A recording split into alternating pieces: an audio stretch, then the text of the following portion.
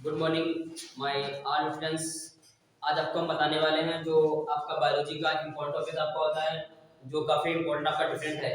तो आप इसमें लिखा हुआ है कि आपका श्वसन तथा दहन में अंतर स्पष्ट कीजिए।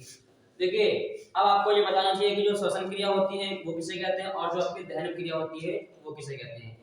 तो जो श्वसन क्रिया होती है जिसके द्वारा हम लोग क्या करते हैं, अपनी जो श्वसन क्रिया होती है यानी कि ऑक्सीजन का ऑक्सीकरण होता है, अर्थात हम ऑक्सीजन को ग्रहण करते हैं। हमने आपको अगले वीडियो में बताया हुआ था कि श्वास स्वच्छवास और जो श्वसन क्रिया होती है उनमें हमने आपको डिफरेंट बताया हुआ था। तो अगर उसमें आपको श्वसन क्रिया याद होगी तो आपको इसमें लिखने में कोई कठिनाई नहीं होगी। तो देखिए, आज हम बताने वाले हैं श्वसन तथा दहन में अंतर तो किस प्रकार होता है। तो देखिए, जो श्वसन होता है तो लिखेंगे यह एक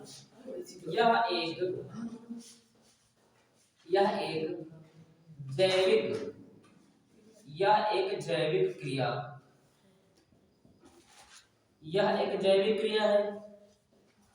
क्रिया है तथा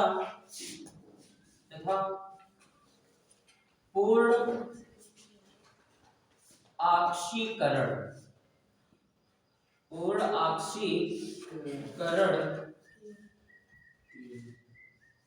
क्रिया है। अब देखिए, इसमें क्या होता है, यह एक जैविक क्रिया है तथा यह पूर्ण ऑक्सीकरण क्रिया है। अब इसमें होता क्या है, यह एक जैविक क्रिया है। क्यों? क्योंकि यह जीवों में संपन्न होती है, इस प्रकार इसे हम जैविक क्रिया कह सकते हैं। तथा पूर्ण ऑक्सीकरण, इसका मतलब होता है पूर्ण ऑक्सीकरण का अर्थ होता है, इसमें हम ये भी लिख सकते हैं कि पूर्ण ऑक्सीकरण नियंत्रित क्रिया। यानी इसमें क्या होता है, जब यह क्रिया संपन्न होती है तो इसमें ऑक्सीजन का क्या होता है, ऑक्सीकरण होता है, अर्थात इस क्रिया में ऑक्सीजन के साथ क्रिया की जाती है। यानी कि श्वास जो O2 को ग्रहण करते हैं तो उस समय यह क्रिया होती है। तो इस प्रकार में कह सकते हैं कि यह एक जैव ऑक्सीकरण क्रिया है, ठीक है, जो पूर्ण ऑक्सीकरण द्वारा यह क्रिया होती है। ठीक, अब इसमें क्या होता है, तो यह अनियंत्रित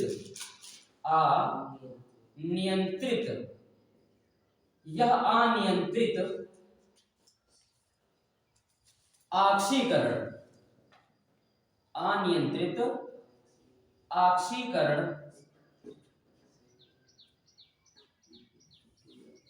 क्रिया है। अब ध्यान दीजिए इसको कि जो दहन क्रिया होती है, दहन क्रिया का अर्थ होता है जो आपकी क्रिया होती है, कौन सी दहन क्रिया, यानी कि जलना। तो अगर हम जैसे कि होता क्या है, अगर हम मीथेन को जलाते हैं, यानी जब मीथेन का दहन होता है, आपने पढ़ा होगा रिएक्शन, मीथेन का दहन होता है तो आपका होता है कुछ इस प्रकार से CH4 प्लस आपका 2O2 होता है, और यहाँ पे जो आपकी क्रिया बनके तैयार होती है वो आपकी CO2 और आपका यहाँ पर जल होता है। ठीक, अब देखिए ये जो क्रिया होती है या फिर कौन सी क्रिया होती है, दहन क्रिया। अब दहन क्रिया हो रही है तो इसमें क्या हो रहा है, इसमें O2 के साथ ये क्रिया कर रहा है, तो हम कह सकते हैं कि यह अनियंत्रित ऑक्सीकरण क्रिया है। इसका मतलब होता है, अनियंत्रित का अर्थ होता है कि अगर ये क्रिया होने लगती है तो उसको हम नहीं रोक सकते हैं, बल्कि जो श्वसन क्रिया होती है इसको क्या करते हैं, यह पूर्ण क्या होता है, नियंत्रित होती है। ऑक्सीकरण होता है, इसमें भी ऑक्सीकरण होगा और इसमें भी ऑक्सीकरण हो रहा है, लेकिन यह आपकी होती है नियंत्रित और यह आपकी होती है अनियंत्रित क्रिया। इसमें डिफरेंट यही होता है कि इसको हम रोक सकते हैं और इसको हम रोक नहीं सकते हैं। तो इस प्रकार से आपका पहला नंबर हो जाएगा कि इसमें क्या होता है, इसमें इन दोनों क्रियाओं में जो ऑक्सीकरण होता है ऑक्सीजन का, वो आपका ऑक्सीकरण क्रिया होती है। अब देखिए, सो सेकंड नंबर आपका क्या होता है, सेकंड नंबर इसमें एडीपी से एटीपी का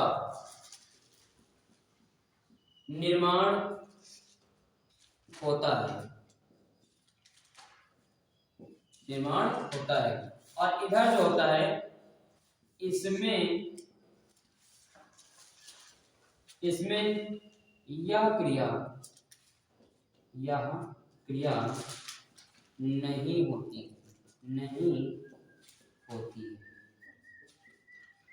अब देखिए, सेकंड नंबर आपका क्या कह रहा है, सेकंड नंबर में कह रहा है इसमें एडीपी से एटीपी का निर्माण होता है।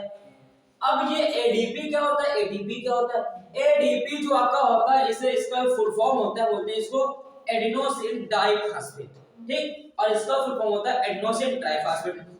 श्वसन क्रिया में क्या होता है, जो एडीपी होता है आपका, या आपका एनर्जी, ये भी आपकी एनर्जी होती है, लेकिन इसका एक होता है क्रेब चक्र, क्रेब चक्र के दौरान जो ये क्रिया होती है उस समय जो एडीपी आपका होता है वो आपका एटीपी में कन्वर्ट हो जाता है। अब जो एटीपी होता है इसे हम ऊर्जा का सिक्का भी कहते हैं, एटीपी को हम ऊर्जा का सिक्का कहते हैं, क्योंकि एटीपी को क्या होता है, इनमें एनर्जी होती है, और ऊर्जा का सिक्का का अर्थ होता है जिससे हमें एनर्जी प्राप्त होती है। तो एडीपी जो होता है वो किसमें होता है आपका, एटीपी में, जिसे ऊर्जा का सिक्का भी कहा जाता है। तो इस क्रिया, श्वसन क्रिया के दौरान जो एडीपी होता है वह एटीपी में बदल जाता है। अब लेकिन जो दहन क्रिया होती है, दहन क्रिया में कोई एडीपी एटीपी का काम नहीं होता है, तो कह सकते हैं कि इसमें यह क्रिया नहीं होती, यानी कि इसमें एटीपी और एडीपी का कोई काम नहीं होता है, क्योंकि वहां जलना होता है, तो इसमें आपको कोई महत्व नहीं होता है। अब देखिए अगला पॉइंट क्या होता है आपका, पॉइंट नंबर 3, यह क्रिया सामान्य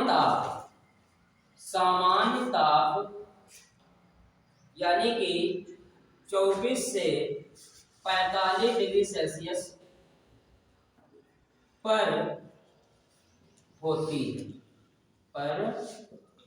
है। नंबर 3, यह क्रिया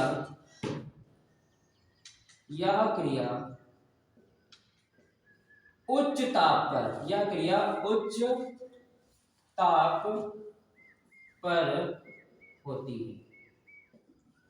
ध्यान दीजिएगा, जो ये श्वसन क्रिया होती है ये हमारे शरीर के अंदर होती है, तो हमारे शरीर का सिंपली टेम्परेचर होता है या कितना होता है, 37 डिग्री सेल्सियस होता है।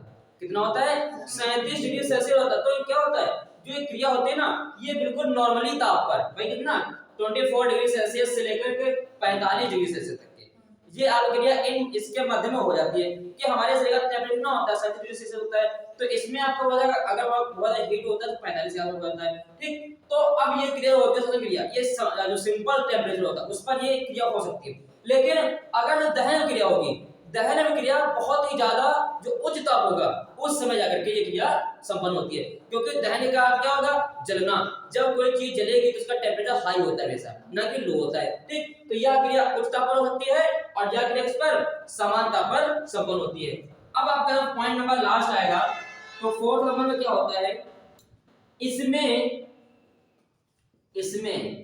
एंजाइम की आवश्यकता